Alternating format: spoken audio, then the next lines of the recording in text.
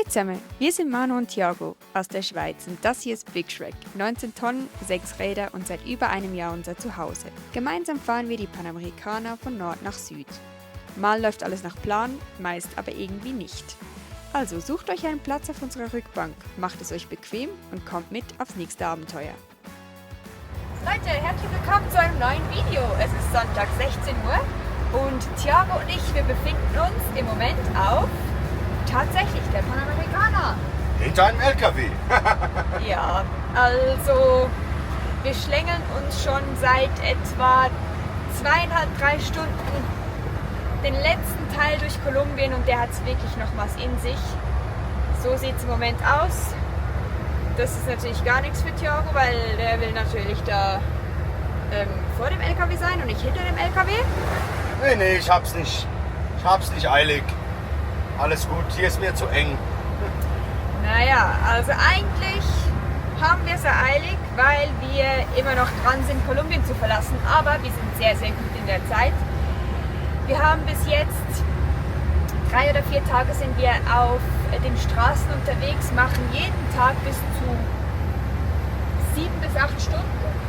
Ja, 7 bis 8 Stunden ergibt dann etwa 400 Kilometer. Ja, max 400 Kilometer. Ja, also Thiago hat es mal ausgerechnet, wir fahren ungefähr durchschnittlich 50 km/h, hast du mal gesagt? Ja, ich denke so zwischen, ja, jetzt kommt drauf an, welchen Teilabschnitt, aber ich sag mal so 45 bis 55 Kilometer pro Stunde im Schnitt waren es, bis wir hier in den Süden gekommen sind. Und natürlich, da die Umstände lassen es hier nicht mehr zu und deswegen wird wahrscheinlich das ein bisschen weniger sein. Es ist halt einfach 2 Spuren, also eine Spur und die überholen halt wie die Verrückten und deswegen, wir sind defensiv unterwegs, ganz gemütlich und ja, wir genießen auch ein bisschen die Landschaft, zumindest meine Frau. Ja, das ist wirklich, also Kolumbien hat einiges herzugeben. Das Land ist wirklich eine Bucht. Natürlich mussten wir durchfahren, aber wir hatten trotzdem die Chance, hier immer wieder wunderschöne Landschaften zu sehen, mit den Menschen in Kontakt zu kommen. Also ganz ein tolles Land. Auch wenn wir jetzt nicht so viel Zeit hatten, haben wir trotzdem alles aufgesaugt, was irgendwie gegangen ist. Genau, und jetzt nehmen wir noch den letzten Abschnitt an. Hier ist es ein bisschen tricky, weil vor 1,5 Monaten waren die Präsidentschaftswahlen in Kolumbien und da waren einige Ausschreitungen, zudem auch Bomben, die explodiert sind. Und jetzt auf der Strecke, auf der wir jetzt sind, sollten wir möglichst durchfahren und nicht übernachten irgendwo, weil es einfach hieß, dass es zu unsicher ist, immer noch ein bisschen unberechenbar. Wir hoffen das Beste, wir fahren sowieso immer bei Tag und schauen, wie wir durchkommen. Die Strecke von Popayan nach Pasto sieht auf der Karte harmlos aus. In den kolumbianischen Anden bedeuten knapp 270 Kilometer aber stundenlanges Kurvenfahren und steile Anstiege. Vor allem die vielen LKWs kommen die Berge oft nur im Schritttempo hoch. Dadurch bilden sich lange Kolonnen und immer wieder kommt es zu riskanten Überholmanövern. Eine Strecke, auf der volle Konzentration gefragt ist.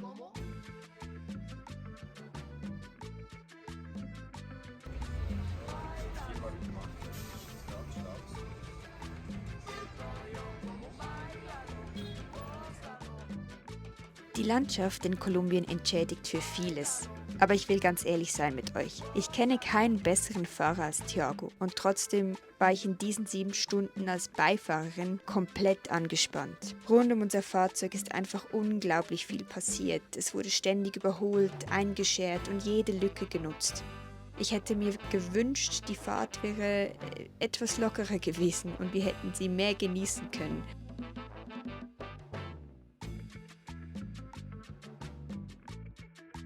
Was uns am Anfang nicht in den Kopf ging, Die Kolumbianer genauso wie die Mexikaner sind unglaublich herzliche, hilfsbereite und freundliche Menschen. Aber sobald sie hinter dem Steuer sitzen, scheint es manchmal, als würden sie zu völlig anderen Menschen werden. Sie fahren Überholmanöver, bei denen wir uns nur noch anschauen und denken, das kann doch nicht gut gehen. Wir mussten aber auch lernen, dass der Straßenverkehr hier einfach anders funktioniert, als wir ihn kennen. Es sind nicht unzählige Regeln, die alles bestimmen, sondern vielmehr ein großes Miteinander. Man verlässt sich darauf, dass alle mitdenken, Platz machen und im richtigen Moment reagieren. Es gibt noch einen größeren Albtraum für mich, als innerhalb von 4 Tagen durch Kolumbien zu fahren. Und zwar diesen hier. Hinter einem Gaslastwagen. Thiago hat zwar gesagt, ich muss keine Angst haben, aber irgendwie gibt es immer ein bisschen ein mulmiges Gefühl, weil ich immer Angst habe, dass der jetzt dann gleich explodiert.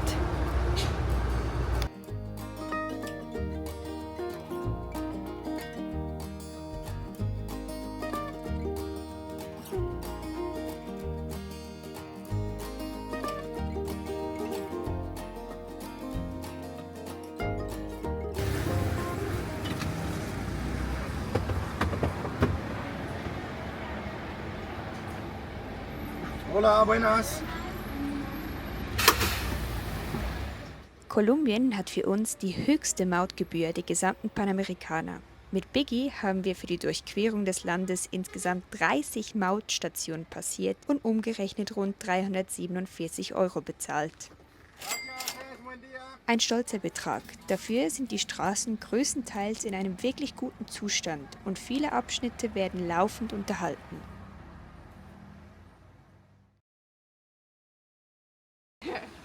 Hallo, guten Morgen. Morgen. Aha, okay. Okay, nochmal. Hallo, guten Morgen. Hallo, guten Morgen. Bei unserem letzten Stopp in Kolumbien. Ihr seht im Hintergrund noch die kolumbischen Berge. Ja, 4 Tage, 320 Schweizer Franken ärmer. Und, was war noch sensationell? Die vielen Kurven. Ah ja, die vielen Kurven. Wir sind aus der Schweiz und das war Next Level. Ja, also ich muss wirklich sagen, Shoutout an Kolumbien. Also die Straßen, man bezahlt dafür. Es waren 1700 Kilometer und eben 330 € Schweizer Franken, ungefähr um das rum, für unseren kleinen, dicken. Und ich muss wirklich sagen, es war krass, weil die Straßen waren wirklich gut, in sehr gutem Zustand. Ich würde sagen, etwa vielleicht 4% überhaupt oder 5% waren schlecht. Und es war schon crazy. War schon crazy. Ja, also es ging irgendwie, ich wollte jetzt mal sagen, 4-mal hoch auf knapp 2000, einmal auf 3000 hoch und wieder runter. Also das sind wir uns schon nicht so gewohnt. Und ja, wir hatten aber trotzdem Fun. Die Überholmanöver sind crazy, die hat ja eh schon gesehen. Alles, was Beine und Räder hat, kommt irgendwo zwischen Biggie hervor. Boah, es war wild. Und Thiago hat das echt, wir sind gestern 10,5 Stunden gefahren. Mit voller Konzentration. Man fährt ja nicht einfach nur geradeaus, sondern es braucht wirklich sehr viel Konzentration. Hast du super gemeistert. Danke. Ja, und jetzt nehmen wir noch das letzte Stück in Angriff. Heute geht es an die Grenze nach Ecuador. Ja. Schade, bisschen. Aber wir konnten irgendwie doch, so einen Querschnitt von Kolumbien sehen, auch wenn es in 4 Tagen war. Aber Ja. die Menschen, die Landschaft ist der absolute Hammer. Ja, also das ist faszinierend. Boah. Ja. Ja, es ist halt leider so, dumm gelaufen.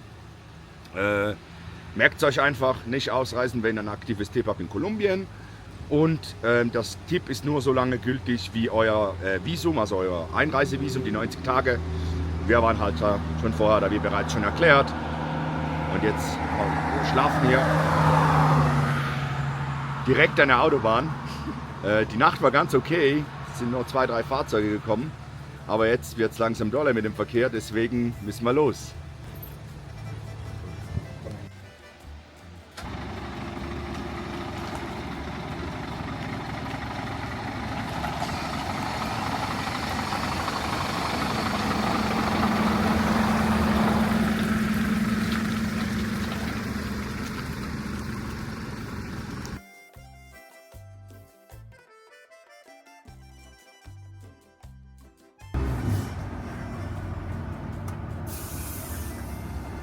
Mhm. Jetzt geht es darum und dann ist in der Mitte das Parkieren.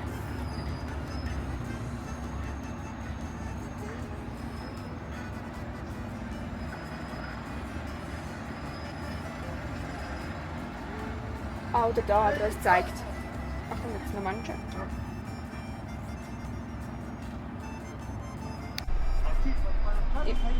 A la Dian. Ok, ¿podemos esto en hacer? Ok, gracias, señor. Sí. Ah, ya tenemos. Ok, gracias. ¿Más atrás? Ok.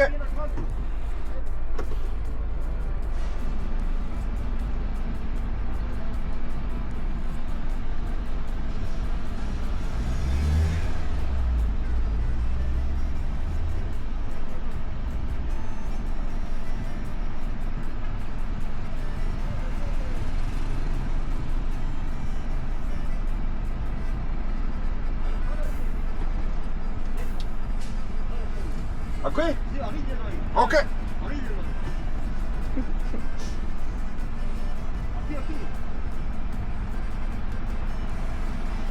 Ah, okay.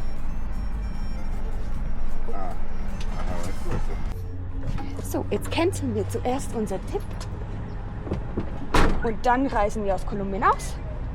Was ist los? Wir canceln zuerst unser Tipp und dann reisen wir aus. Alemania. Perdón? Alemania. No, de Suiza. Suiza. Ah, no, bueno, en Suiza. Sí, sí. Venga ahí, ok. El primero es... Pasaporte. Ah, ok. Pasar la bolsa así, vamos a cambiar. Ok, gracias. Y los dólares, ¿dónde las alcanzo? No, no necesito, no tienes. Gracias, Vale, señor. vale.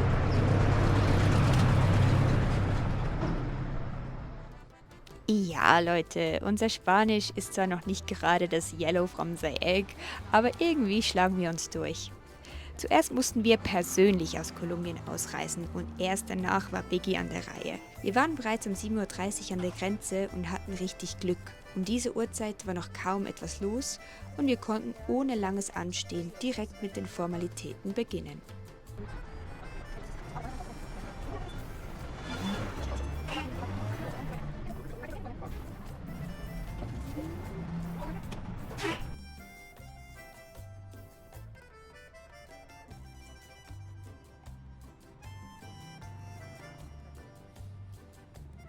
Der nette Herr schaute sich zuerst unser Tipp an und kontrollierte anschließend die VIN-Nummer direkt am Fahrzeug. Danach verschwand er mit unseren Unterlagen im Gebäude und wir warteten draußen. Noch waren wir ziemlich entspannt und dachten, das Ganze sei gleich erledigt. Ah, Oh, trabajo, Leute, amigo, trabajo. an dieser Grenze, ich habe jetzt noch Geld gewechselt, kolumbianische Pesos, zu Trabajar, amigo. kolumbianische Pesos auf Dollar, weil Ecuador hat Dollar. Und also ich sollte eigentlich wirklich nicht der Finanzverwalter sein. Es sollte eigentlich Thiago sein, aber der ist busy mit seinem Tipp.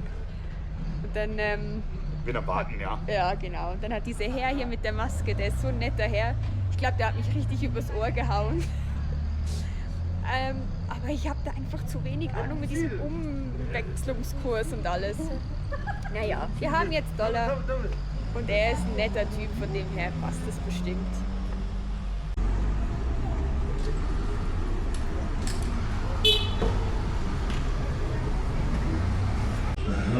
La hizo en Cartagena, ¿no? Entonces queda amarrada a Cartagena y no la puedo ver, no la puedo finalizar por eso. Entonces le voy a hacer salida manual y yo más tarde le solicito a ellos que me la redireccionen para yo poder finalizarla. Komm. Er hat gesagt, weil wir die Verlängerung beantragt haben, blockiert sie jetzt das Canceling vom Tipp. Scheiße. Sí, tenía que presentarse para que la acepten o la rechacen. Porque si no, ¿Quién tiene que presentar o qué? o usted tenía que ir allá y Ja, en persona. in Cartagena. In diesem Moment dachten wir wirklich, wir müssen persönlich mit dem Fahrzeug wieder zurück nach Cartagena fahren. Aber wie gesagt, bei unserem Spanisch ist noch Luft nach oben. Der Beamte meinte, wir könnten nochmals vorbei, aber er kann das auch manuell lösen. Tenía. Ah, tenía, okay. Para que ellos la aprobaran o la rechazaran. Ah, Pero como usted no lo hizo, entonces no me deja ver porque queda amarrada ya el sistema. ¿Cómo hacemos ahora? No, yo le hago salida manual Ajá. y más tarde le escribo al funcionario de allá que me redireccione la solicitud. Ok. È perché eravamo con miedo che non temos si el inspector dice no, llamamos en Cartagena, ¿cómo ir a salir de Colombia? Sí. No es posible, pero andamos 4 días viajando para allá.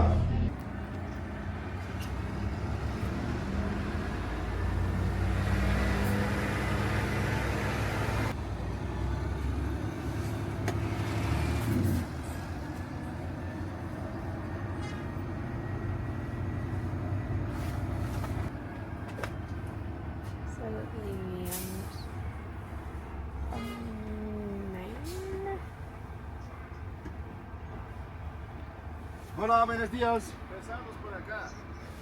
Disculpa. ¿Vamos por acá? Ok.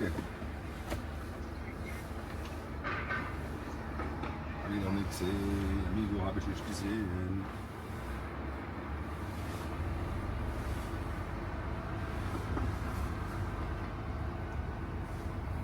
Dort müssen wir uns einen Tipp machen bei diesen Stickers. Okay. Jetzt rundum. Sollen wir fahren? Ja, nein, ist gut, dann nur den Deckel weggenommen. Warte, muss ich das Fenster zu machen, oder? Sonst Spritzt es uns ab. spritzt es das Zeug rein.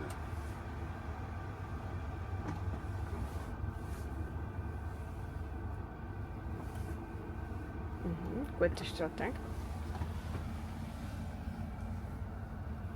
Desinfiziert sind wir auch geworden. Ja, spannend. Müssen wir jetzt da halten, oder? Nein. Das ist, glaube ich, Kolumbien, oder? Das ist schon Ecuador, aber es interessiert wie keiner. Nein, wir sind da. Die rufen schon, wenn irgendetwas wäre.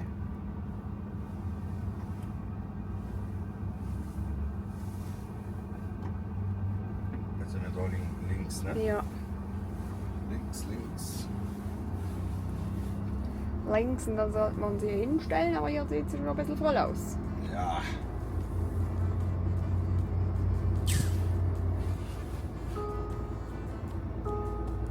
Also das Lustige war halt, wir konnten da in Ecuador reinfahren und es interessierte sich kein Mensch für unser Fahrzeug. Dann wussten wir nicht genau, wo wir unser bescheidenes Heim parken können. Und da war dann auch kurz die Verwirrtheit verwirrt. Aber in Südamerika ist wirklich immer Verlass auf Menschen, die irgendwo hinwinken, und denen vertrauen wir dann auch voll und ganz und lassen uns darauf ein. Danach dasselbe Spiel wieder. Einreise mit unseren Pässen in Ecuador, wir bekamen die 90 Tage und danach das Tipp einholen am Schalter für ebenfalls 90 Tage. Dies hat uns alles kein Geld gekostet und in 1 Stunde 30 waren wir durch mit der Grenze. Ecuador, here we are. Bisschen früher als gedacht, aber so sind wir.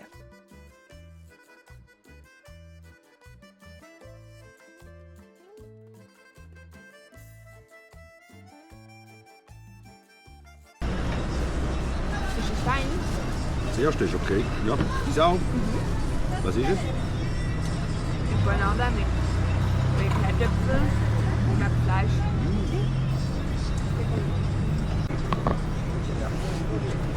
Leute, wir sind durch.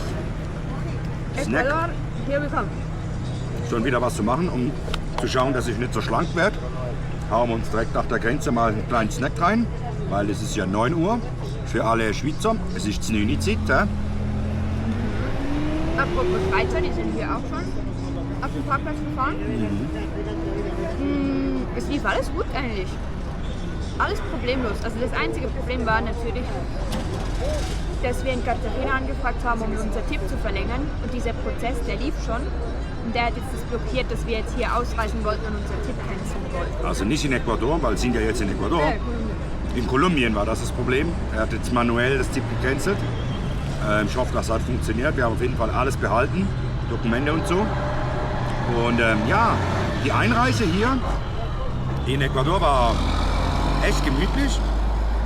Zuerst haben wir eingereist mit unserem Pass, normal Bier, und dann haben wir das Tipp gemacht, dann ist er rausgekommen, haben noch kurz das Fahrzeug angeschaut, die Chassisnummer, also die VIN-Nummer kontrolliert, und das war's eigentlich schon. Ja, also wenn wir nicht gewusst hätten, dass wir einreisen müssen und unser Fahrzeug importieren müssen, hätten wir einfach durchfahren können. Ja, da muss man echt aufpassen. Also für alle die noch an die Grenze kommen, passt auf, dass ihr nicht einfach reinfahrt und die Grenze verlasst, ohne einzureisen, weil das wäre jetzt easy gegangen. Das hat keine Sau interessiert hier.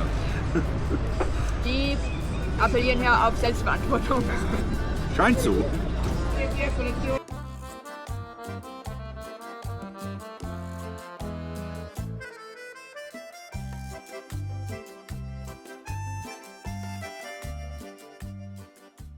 Die Finca Sommerwind ist der Platz unter den Panamerikaner-Reisenden und wir freuten uns schon ebenfalls die ganze Reise darauf und auf das leckere deutsche Essen. Wie immer müssen wir aber erstmal schauen, wo wir mit unserem schlanken Gefährt ein Plätzchen finden. Und da war Thiagos Fahrkönnen nochmals gefragt.